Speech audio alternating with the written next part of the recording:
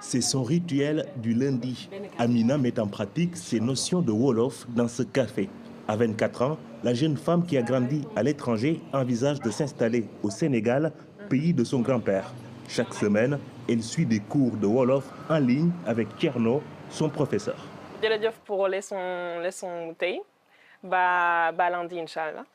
Je pense que c'est une langue qu'il faut maîtriser pour pouvoir vraiment bien se déplacer dans l'espace social, mais aussi bien vivre, pouvoir échanger avec les personnes, pouvoir comprendre la culture, etc.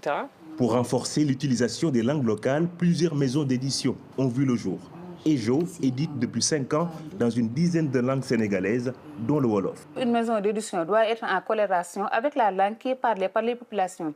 La langue qui est parlée par les populations, ce n'est pas du tout le français. Le français fait partie de notre histoire.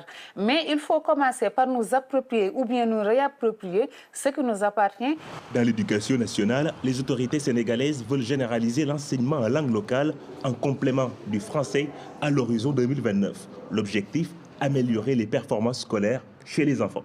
Quand un enfant apprend dans sa langue maternelle, c'est un véritable gage de réussite scolaire. Les enfants sont beaucoup plus intéressés, sont beaucoup à l'école et le taux de réussite est visible. Une phase pilote est mise en place depuis 2018.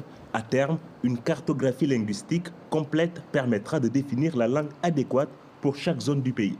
Nous avons des défis. C'est le défi de la formation des enseignants. L'autre défi, est-ce qu'il sera possible de produire autant de matériel didactique, autant de manuels pour chaque langue nationale, puisque je rappelle que nous avons 20 langues codifiées, ça peut être beaucoup. Les langues locales africaines ont de plus en plus la cote.